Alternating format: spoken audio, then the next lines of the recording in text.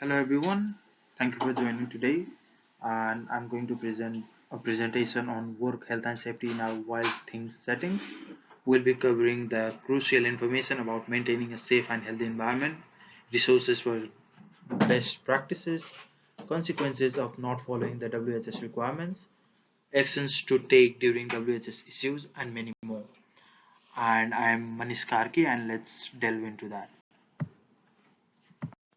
I hope you are as excited as I am to dive into something that matters a lot, which is WHS, or as we often call it, work health and safety. And let's not focus much on the difficulties, but think about this is as a friendly chat about keeping ourselves and our colleagues safe at work. Imagine you are, and I am as well, stepping into the circle of friends where we all share insights and discoveries about a safe workplace. And also imagine that today's discussion is like uncovering the secrets to creating a work environment where each of us can flourish without any worry. So let's roll up to our sleeves and explore the world of WHS together. And this is also a flashlight shining light on why safety matters at work and how we can make it a part of our daily routine. So let's take a journey hand in hand and unlock this door to safer and happier workplace. So we'll talk about what WHS is really about. So WHS, imagine our workplace is like a big puzzle with lots of pieces like tasks, tools, and people. And WHS is like a glue that holds this puzzle together, making sure everything is safe and okay. That's basically it. What WHS is. It might sound a little bit difficult in terms of theories, but when we work in certain environments, it's naturally there. WHS is not just a rule on paper, it's like promise we all make to keep each other safe. It's like saying I'll watch out for you and you'll watch out for me. When we follow WHS, we're like the team that looks out for everyone's well-being. And think of WHS as a guardian angel for our work. It's always there, making sure we don't get hurt, just like we wear a helmet when we ride a bike, and it helps the same way. And WHS is also like a good friend that makes sure we're safe. It's not just about rules, it's about caring for each other and making sure we all go home happy and healthy every day. In simple word, WHS is like a promise to keep everyone safe in not just something we talk about, it's something we do every day to make our workplace a safe and happy place. Importance of health safety policies. Why are health and safety policies and procedures so important? Because they provide a structured framework for effective management of health and safety. Not only do they demonstrate the legal duties, but they also help to control the workplace hazards and reduce the risk of injuries and illness. Let's go to slide 4 now. Collaboration in WHS. And WHS isn't just the responsibility of business owners, it requires collaboration between many factors in the business, which is owners, employees, suppliers, self-employed individuals, supply chain partners, and other business we work with. This collective effort ensures a safe environment for us all.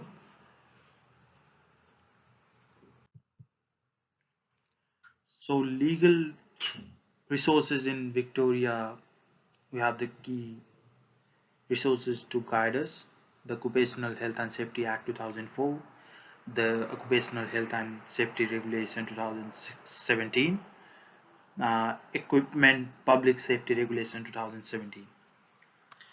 And another slide is about internal sources.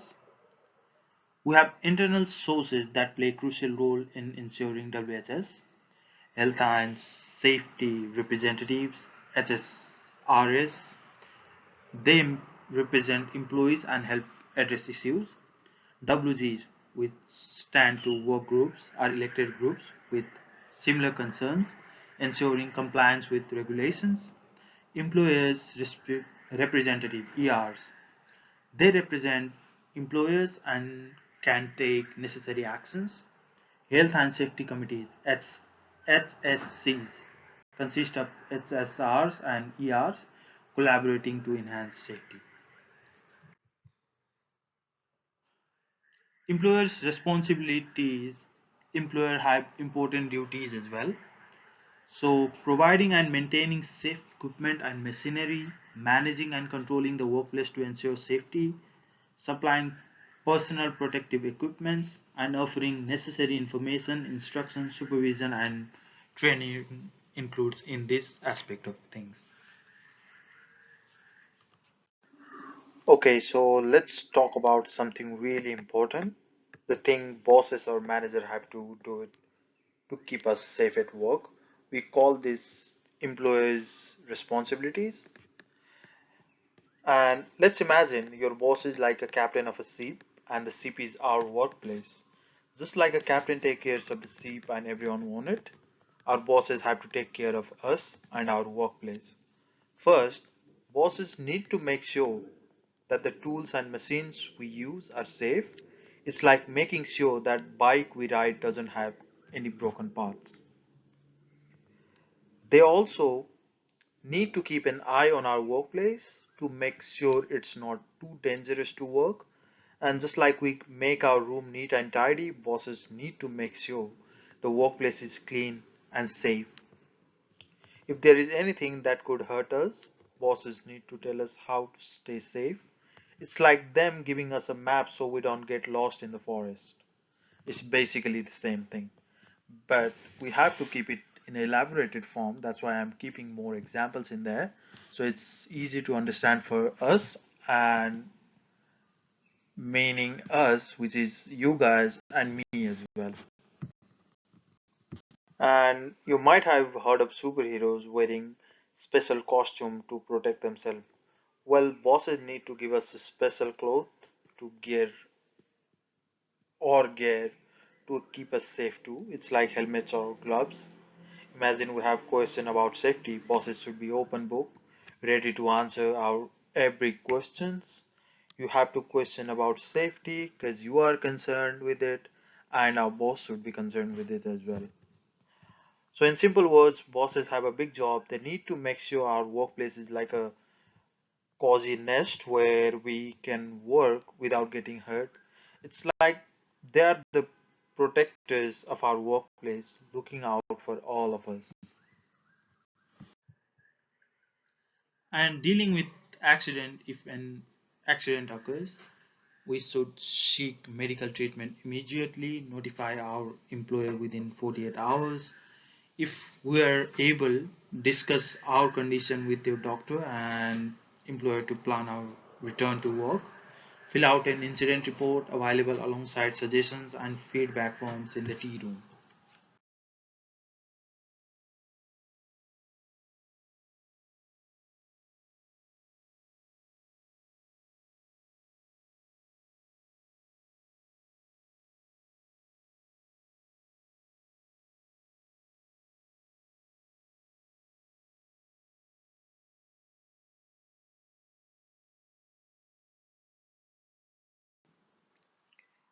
Alright, now let's chat about the good stuff. The benefit and help we get when we follow the safety rules. It's like having some really nice surprises waiting for us. Imagine you're climbing a mountain and you have a backpack full of snacks and water. The backpack is like a benefits and support that comes with WHS. They're there to help us, just like the snack help us stay strong during a hike. One of the biggest thing is that if we ever get hurt at work, we don't have to worry about paying for doctors or visiting the medicine. It's like having a superhero helper who takes care of us when we are not feeling well. I'm little more of a superhero fan, so I'm including more examples of superheroes. So don't quote me on that. Let's say you have to take off someday if anything happened and you want to take off because you are not feeling well. You don't have to worry about money. There's something called weekly payments that help you when you can't work. If something really serious happens and you have a permanent problem because of it, you'll get a special payment. It's like gift to help you cope with the changes. So in simple words, when we follow safety rules and take care of each other, we get these amazing benefits and supports that make our life be better, and it's like the safety cushion that's always there to catch us when we fall. Now, let's talk about something important but a little serious than before. I won't be going through these slides because I'll tell you guys the examples of few things like before, because having a look at the slides and going through it, it's a little bit hassle for me. So I'll elaborate in my own way. So what happens if someone doesn't follow the safety rules at work? It's like the rules of a game. If we break them, there's consequences for that. Imagine we are playing a game and we don't play fair well, and in the world of work, not following safety rules is not like playing fair. And just like games have penalties, not following safety rules have consequences too. There are different levels of not following the rules. The first level is when someone is really careless and puts other in danger, and it's like someone playing with fire near a forest and it's very risky. Then there is the second level where someone doesn't follow safety rules and someone else get hurt. It's like not wearing the helmet while biking and getting hurt because of it. And the third level is when someone simply doesn't follow safety rules. It's like not doing your homework, you are not hurting anyone, but you are not doing good, or you are not doing what you are supposed to do. And if someone really dangerous happen, like something really dangerous happen, like someone getting hurt badly, and there is a special number to call, we just like we call 911 for emergencies. It's called work safe, and they come to see what went wrong. Imagine if you are playing a game and you break the rules. You might not be allowed to play for a while. Well, in work, if someone breaks safety rules, there are penalties. It's like timeout, but for safety. So, in simple words, to put it in a simple words, safety rules are there to keep us all safe. If someone doesn't follow them, there there are consequences. Just like in games, if we break the rules, we have to face the music.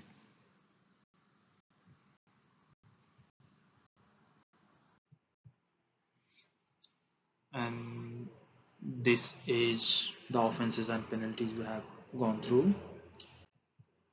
And dealing with WHS issues when WHS issues arise. Consultation is one factor where we have to discuss our concern with HSR, supervisors, or managers. Cease work. If there is significant danger, workers can stop work temporarily and notify relevant parties. Provisional improvement notices (PINs). Trained HSRs can issue PINs if concern persists. So risk management preventing incident is key. So let's delve into risk management. And now let's explore a smart way to stay safe at work. It's like being a safety detective. This smart way is called risk management, and it's all about finding and avoiding things that could hurt us. Imagine you are about to cross a busy street. What do you do first? Well, I look both ways to make sure no cars are coming, but I don't know about you guys. That's a bit like risk management, looking around to see if there's anything that could be dangerous. First, we play detective. We look for things that could be risky, like wet floors or things like that could fall. It's like checking the road before crossing to make sure it's safe. Then we play explorer. We figure out how much harm something could do and how likely it's gonna happen. It's like deciding if crossing the street is safe based on how fast cars are going. Now come the cool part. We play problem solver. We find ways to make things safe.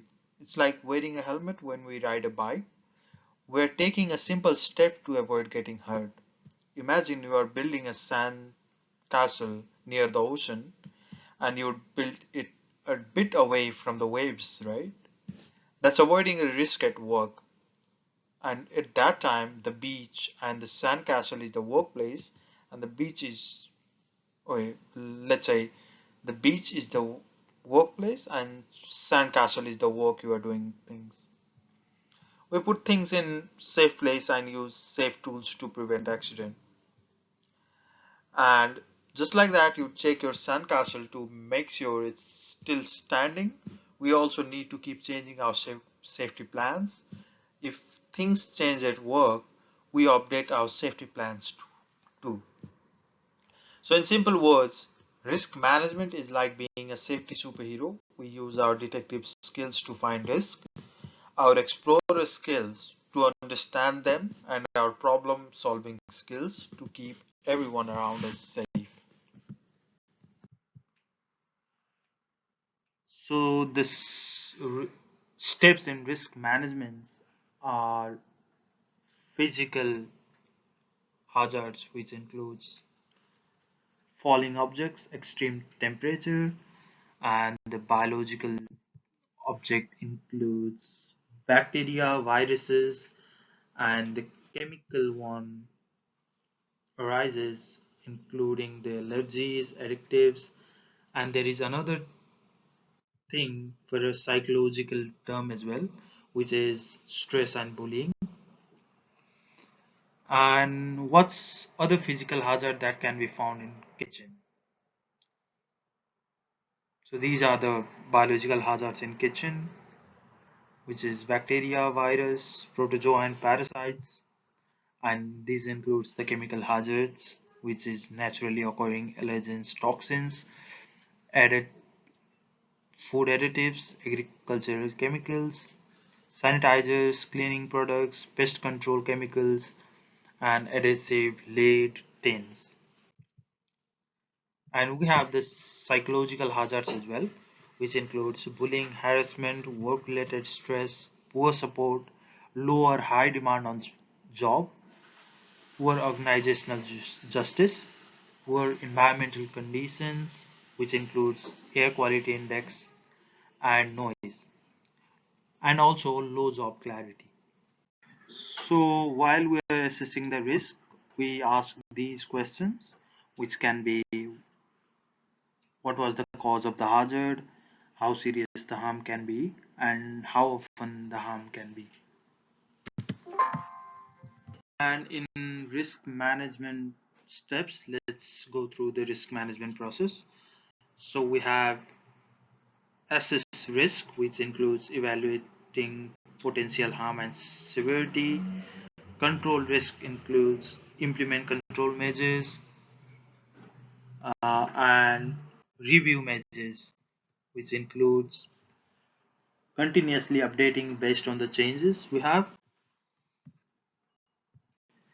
and use PPE, avoid cross contamination with correct hygiene practices, consulting with our supervisors, managers, or HSR if we are unsure of the uses of equipment, plant, and machinery in the kitchen.